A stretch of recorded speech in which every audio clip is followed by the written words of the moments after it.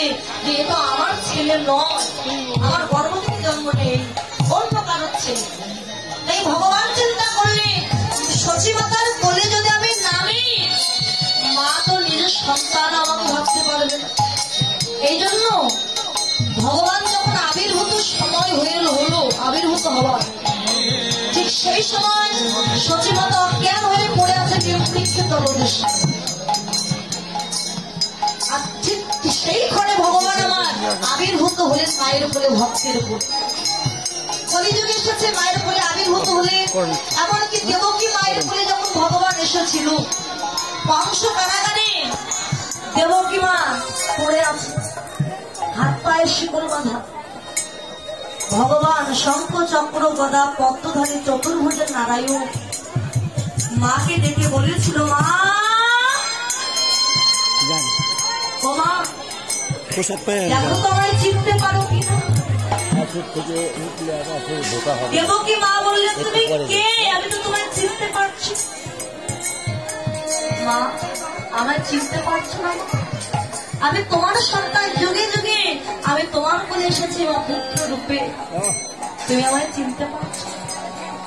দয়াময়, তুমি যদি আমার সেই হবে, তোমার চার হাত কেন? আমার সন্তান রূপে যদি আমার কোলে আসো, সাধারণ পুত্রের মেয়ে দুটি কর নিয়ে তুমি আমার কোলে এসো।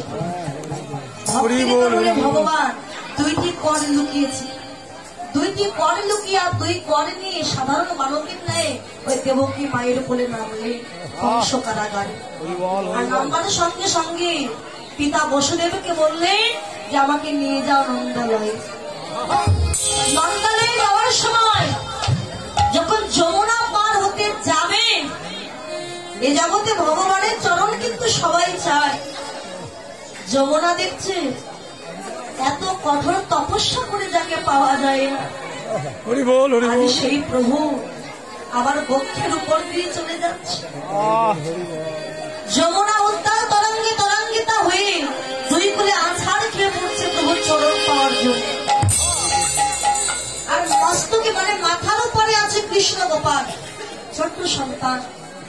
ভক্তের মনোবাঞ্ছা পূর্ণ করবার জন্য ওই মাথার উপর থেকে পড়ে গেলেন যমুনার জলে। যমুনা মা আজ কৃষ্ণের চরণ দুখানা বুকে জড়িয়ে ধরে বলছে, প্রভু এত সাধনা ভজন করে যে চরণ পাওয়া যায়, আজ কৃপা করে সেই চরণ যখন তুমি আমার দিয়েছ প্রভু, তোমার রাঙা রাতল চরণ দুখানা যখন আমার বক্ষে পড়েছে দয়াময়, তোমার কাছে আমার এই বিরতি। এমনি ভাবে কোন যুগে কোন কালে যেন তোমার চরণ ছাড়া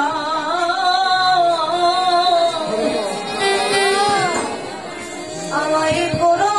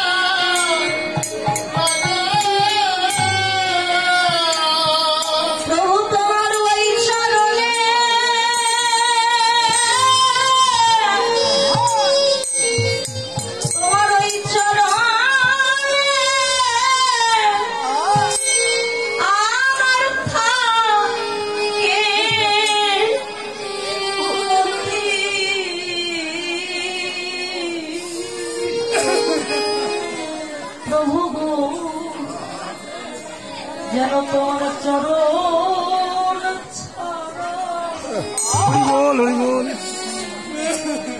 চরণ ছাড়া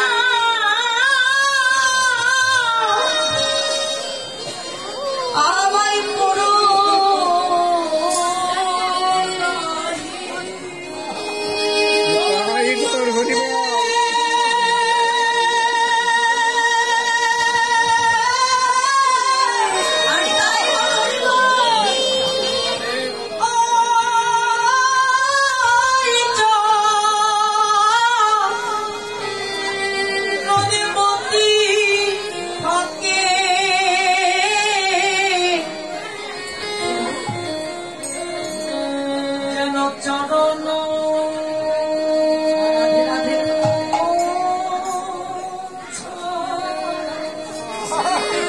যেন করো না, আমার কোনো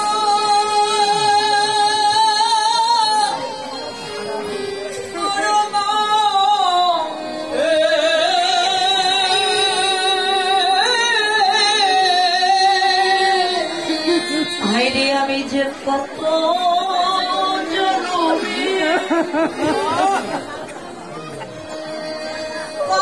জনমে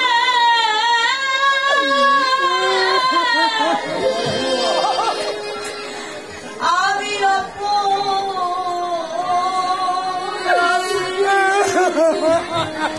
আমি যে কত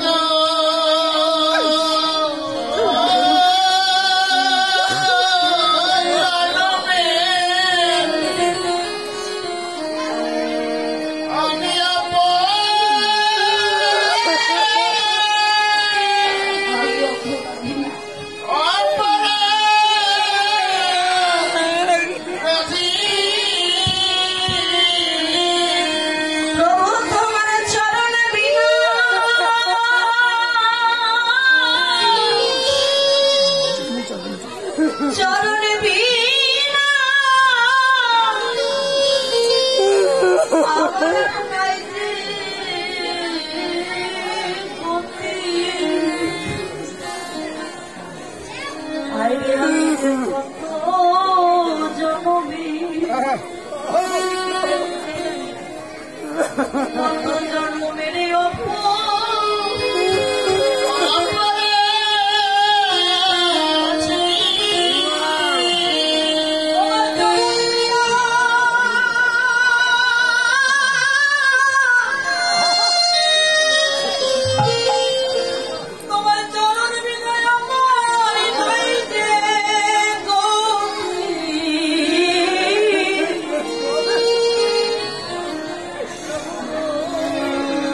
আমি কত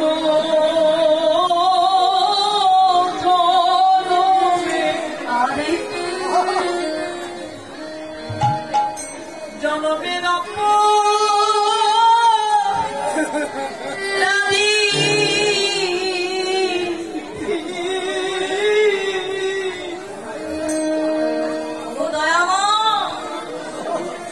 আজ যখন তোমার চরণ তো খারাপ পেয়েছে এই অভাই চরণ থেকে যেন আমায় বঞ্চিত করো না, সদা সর্বদা তোমার চরণে যেন আমার ঘুরে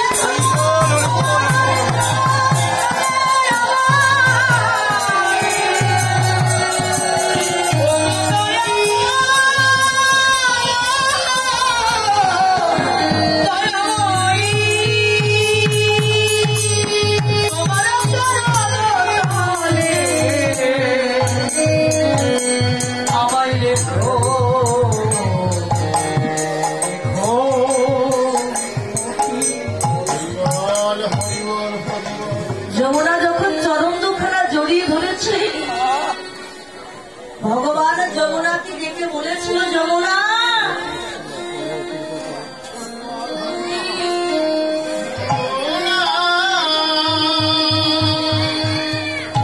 তোমার ভক্তিতে আমি সন্তুষ্ট হয়েছি, তুমি আজ আমায় ছেড়ে দাও। আমি কথা দিচ্ছি নন্দালয়ে গিয়ে যখন আমি 64 গুণের অধিকারী হব, সেই সময় শুধু আমি একা নয়, আমার শ্রীমতী রাধারানীকে নিয়ে যুগল রূপে তোমার পক্ষে নৌকা বিহার করে তোমার মনের আশা আমি পূর্ণ করব। যমুনা বললেন, প্রভু তোমাকে যে পেয়েছি, তুমি চলে গেলে যে পরে পাবো তার কি গ্যারান্টি আছে? যদি আর না পাই, ভগবান বলেছিল যমুনা তোমার জন্য আমার এই 2টি কর আমি তোমার কাছে রেখে গেলাম। বাস্তব জগতে দেখবেন, যার কিছু না, সে যদি অর্থ পেতে চায় একটা কিছু বন্ধকে দিয়ে তারপরে কিছু আনতে হয়। তাই ভক্ত, আমি ওই দেবকীকে কৃপা করবার জন্য 4টি কর নিয়ে 4টি বাহু নিয়ে আমি দেখা দিয়েছিলাম কংস কারাগারে। ভক্তের কারণে 2টি কর দেখিয়েছি, আর এই 2টি কর আমি তোমার কাছে রেখে গেলাম। যতদিন আমি তোমার পক্ষে নৌকা বিহার না করবো, ততদিন তুমি আমার কর্মখানা নিয়ে বসে বসে ভজন সাধন করবে। হরি বল, হরি বল, হরি বল। তাহলে ভগবান প্রতিটি যুগে যুগে আবির্ভূত হয়, কারণ গর্ভ থেকে তো ভগবান কখনো জন্মগ্রহণ করে না। ভগবান বলেন জগতে ডাকার মতো যদি কেউ ডাকতে পারে, ভালোবাসার মতো যদি কেউ ভালোবাসতে পারে, আমি সব সইতে পারি, শুধু আমার ভক্তের নয়নের জল সইতে পারি। হরি বল, হরি বল।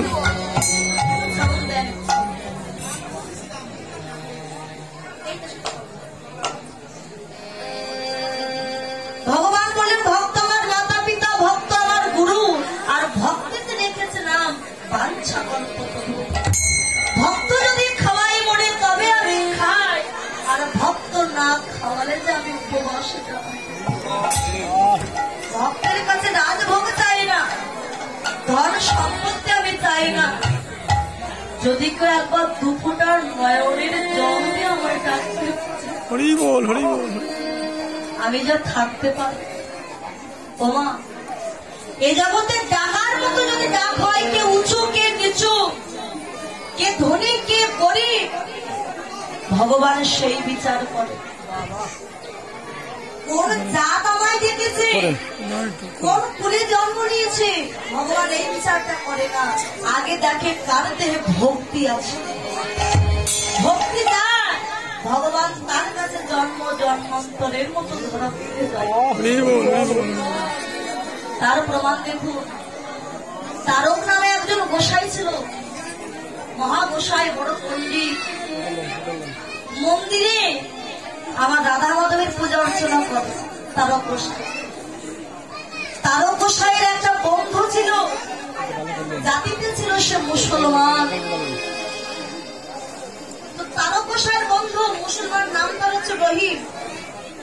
প্রত্যেক দিন তারক গোসাই মন্দিরে রাধা মাধবকে সেবা দেয়, পূজা করে। আর রহিম মন্দিরে কাছে দূরে দাঁড়িয়ে দেখে কেমন করে তারক গোসাই তার ভগবানকে সেবা দিচ্ছে। হরি বল, হরি বল। দূরে দাঁড়িয়ে দেখার মনে মনে ভাবে, দয়াময়, যদি আমি নিজে কখনো কোনোদিন নিজ হাতে তোমাকে কিছু সেবা দিতে পারতাম, আমার জনকটা ধন্য হয়ে যেত। এই যে মন্দিরে তুমি আছো, তোমাকে যিনি তৈরি করেছে তিনি তো একবার দেখি জ্ঞানের নয়ন দিয়ে অনুভূতির দ্বারা তোমাকে তৈরি করেছে। তোমাকে তৈরি করেছে এত সুন্দর, দেখতে এত সুন্দর, না জানি তুমি এর চাইতে আরো কত সুন্দর। হরি বল, হরি বল। যদি একবার দেখতে পেত, যদি একবার দেখতে পেয়ে আমি নিজ হাতে তোমাকে সেবা দিতে পারতাম। ভক্তের মনে বাসনা জেগেছে। আবার ভক্ত যখন ভগবানকে সেবা দিতে চেয়েছে, ভগবান চিন্তা করলেন তোর ডাক যেদিন আমার কর্ণে পৌঁছাবে সেদিনে তোকে কৃপা করবে। প্রত্যেক দিন রহিম মন্দিরের দুয়ারে দাঁড়িয়ে ভাবে, গোবিন্দ, যদি কোনোদিন তোমাকে একটু দেখতে পেতাম, প্রভু, নিজ হাতে যদি একটু সেবা দিতে পারতাম, আমার জনকটা প্রত্যেক দিন মনে মনে বলে আর নয়নের জলে হাসি। আজ এতদিন পরে ভগবান মনে মনে বলছে, রহিম, আজ তোর ডাক যে আমার কর্ণগোচর হয়েছে রে ভক্ত। ভগবান সঙ্গে সঙ্গে একটা বালক রূপ ধারণ করেছিল। বালক রূপ ধারণ করে ওই মন্দিরের সামনে কিছু দূর এগিয়ে রহিমের একটা ক্ষেত ছিল। সেই ক্ষেতে সে মটর শাক লাগিয়েছে। ভগবান গিরিধরে লাল বালক রূপ ধারণ করে ওই ক্ষেতের মাঝখানে দাঁড়িয়ে মটর শাক তুলছে। মটর শাক তুলছে আমার ভগবান। এদিকে রহিম দেখতে পেল একটা বালক আমার ক্ষেতের মাঝখানে দাঁড়িয়ে মটর শাক তুলছে। ছুটে এসেছে,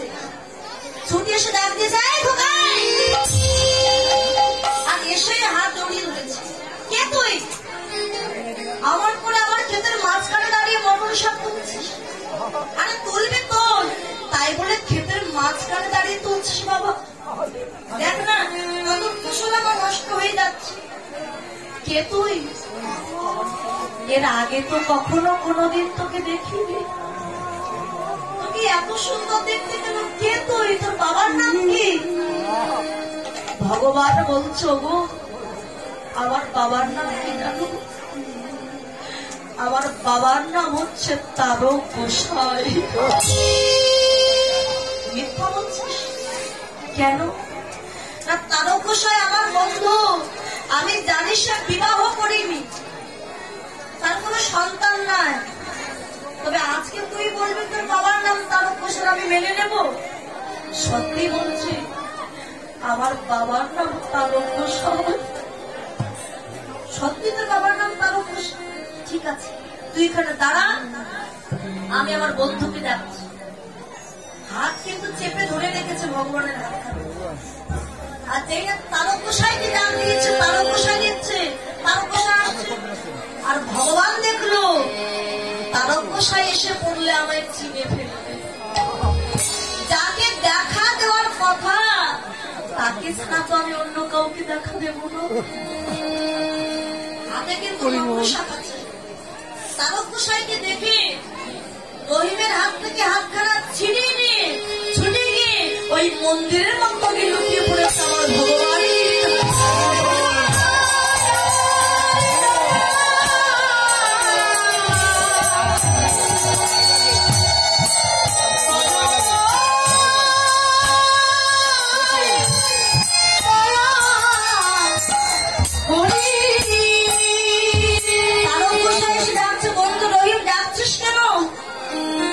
বন্ধু, তুই তো পরম বৈষ্ণব, আমার প্রাণের চাইতে আমি তোকে বেশি ভালোবাসি। তুই আমার সাথে মিথ্যা কথা বলেছিস? ওই আমি তো কোনো মিথ্যা কথা বলিনি। কি হয়েছে তোর? কারণ তোর একটা সন্তান আছে, আর তুই আমার সাথে এতদিন মিথ্যা কথা বলেছিস। তারক গোসাই বলছে, বন্ধু রহিম বিশ্বাস কর, আমার কোনো সন্তান নাই, আমি বিবাহ করিনি।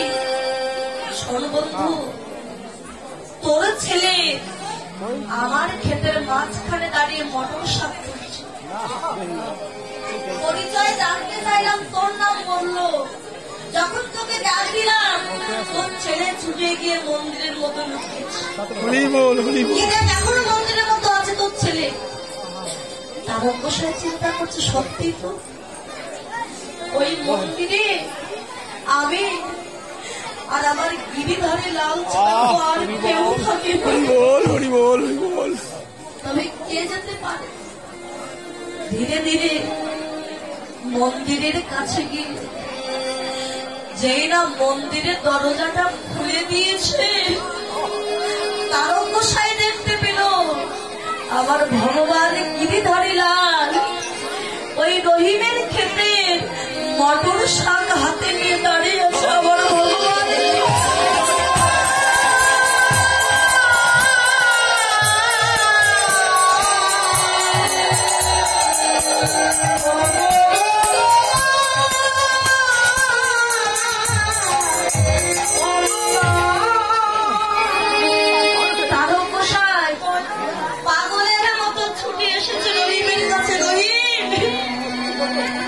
সত্যি আমার একটা পুত্র আছে, আমি তাকে অস্বীকার করলেও আমার সন্তান আমায় অস্বীকার করিনি, বাবা বলে আমায় স্বীকার করি। আমার ছেলেকে দেখতে চাস? রহিমের হাত ধরে যেই না মন্দিরে প্রাঙ্গণে নিয়ে গেল, হঠাৎ আমার রহিমে দেখতে আমার ক্ষেতের মটর শাক হাতে নিয়ে ভগবানে আমার রহিমের দুটি নয়নের জলে ও ভগবান, সেই যখন আমায় দেখা দিলে নিজের স্বরূপটা ধারণ করে একটা মানব রূপে আমায় দেখা দিলে, আমি যে তোমায় চিনতে পারিনি। তারও গোসাই কেঁদে কেঁদে বলে ওরে বন্ধু আমি সারা জীবন গিরিধারী লালের পূজা করেছি,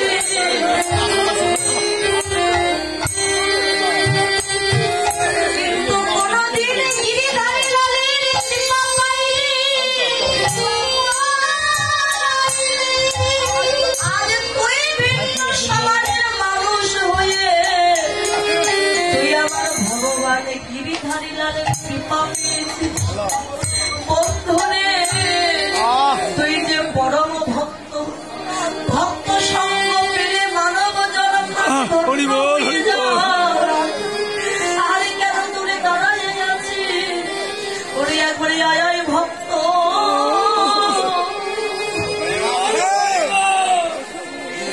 আমারি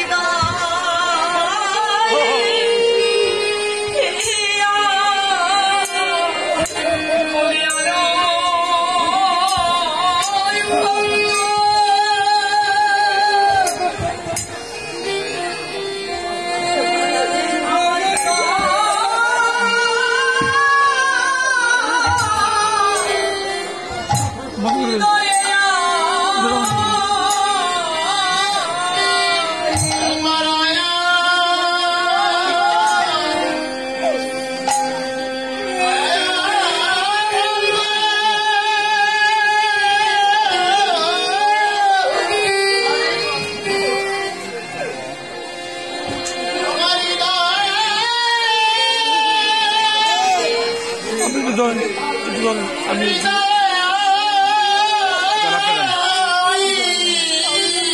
আমি যে কত জন্মে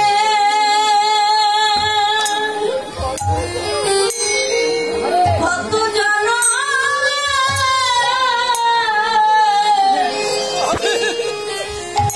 ওরে আমি অপরাধী, একবারে আয়া